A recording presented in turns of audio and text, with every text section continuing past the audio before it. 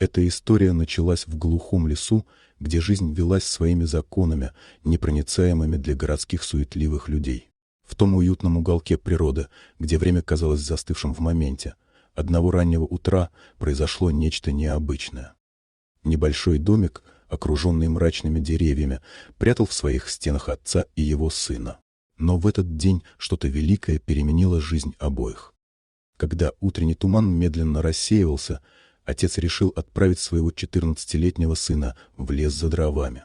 Они уже давно жили вдали от цивилизации после смерти матери мальчика, и отец становился все более озлобленным и неблаговидным. Но даже самый мрачный ум не мог предвидеть, что произойдет далее.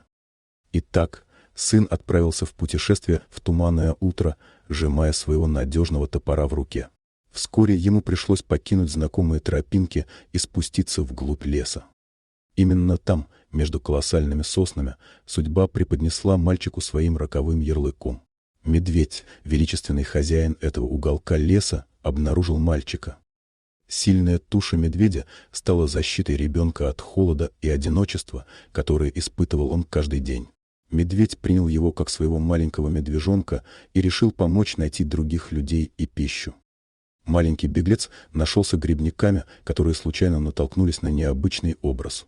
Они, подступая к мальчику, испытывали волну неподдельного удивления. Однако, когда они нацепились на ребенка, чтобы взять его в руки, медведь грозно захромал на них и злобно зарычал. Грибники испуганно отступили и отправились сообщить о такой необычной находке людям. Мальчика быстро эвакуировали в больницу. Врачи, удивленные его состоянием, обнаружили, что он был обезвожен, и осознание действительности медленно возвращалось. Медицинский персонал не мог поверить, как этот ребенок смог выжить столько времени в таком состоянии в лесу. Одновременно с этим отца мальчика разыскали и посадили на пожизненное заключение. Оказалось, что он долгое время полагал, что ребенок не является его родным сыном, и поэтому решил избавиться от него, бросив в лесу без своих улик. Поэтому он в то утро приказал сыну идти одному. Его чудовищный поступок потряс всю общественность. Мальчик нашел себе новую семью. Эти доброжелательные люди стали его опекунами и заботились о нем как о собственном сыне. Они назвали его Даниэлем и помогли ему начать новую жизнь, полную заботы и любви. Семья сразу же заметила, что у Даниэля были необычные связи с природой. Он мог легко общаться с животными и с легкостью ориентировался в лесу, так, будто это было ему родным местом. Эти способности он обязан своему другу-медведю, который спас его жизнь и стал для него настоящим охранителем и учителем. Даниэль быстро восстановился после своего приключения в лесу и начал процесс адаптации к новому образу жизни. Он стал посещать школу и проявлял отличные результаты в учебе, особенно в предметах, связанных с природой и животным миром. Все это еще больше подтверждало его уникальные способности и различные навыки, которые он получил от своего друга-медведя. Со временем Даниэль стал привлекать внимание ученых и исследователей природы.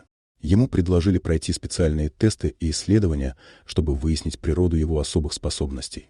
Общественность с интересом отнеслась к этому случаю, и вокруг мальчика начали разгораться споры и дебаты. С одной стороны были те, кто верил, что способности Даниэля являются божественным даром и должны быть изучены и использованы в благо людей и природы. Импортанской публике казалось, что его связь с животным миром может помочь в сохранении и защите природы. С другой стороны были скептики, которые считали все это просто вымыслом и попыткой привлечения внимания. Они утверждали, что вся его история была выдумкой и лишь элементом медийной кампании. Но независимо от мнений окружающих, Даниэль продолжал жить своей обычной жизнью и делать то, что любил больше всего — находиться в окружении природы и животных. Вскоре ученые, проводившие исследования, пришли к выводу, что способности Даниэля необычны, но не сверхъестественны.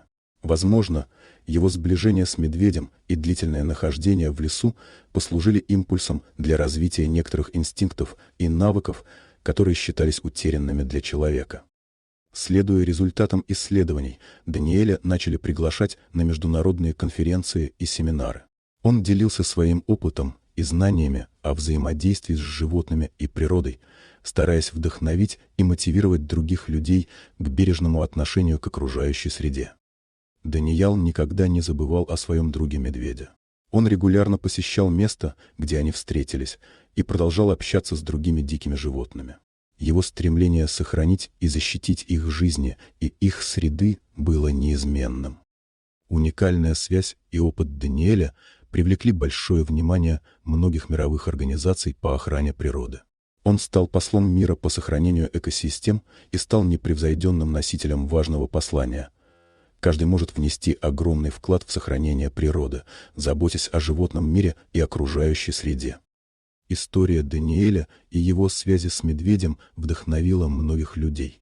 Она напомнила им о значимости и красоте природы, а также об ответственности каждого человека за сохранение ее неповторимого естества. Даниэль стал символом надежды и силы, показывая, что любовь и забота к окружающей природе могут сделать невозможное возможным. Дорогие друзья, если вам понравилось видео, поставьте лайк, а также подписывайтесь на канал, где наши авторские истории выходят каждый день.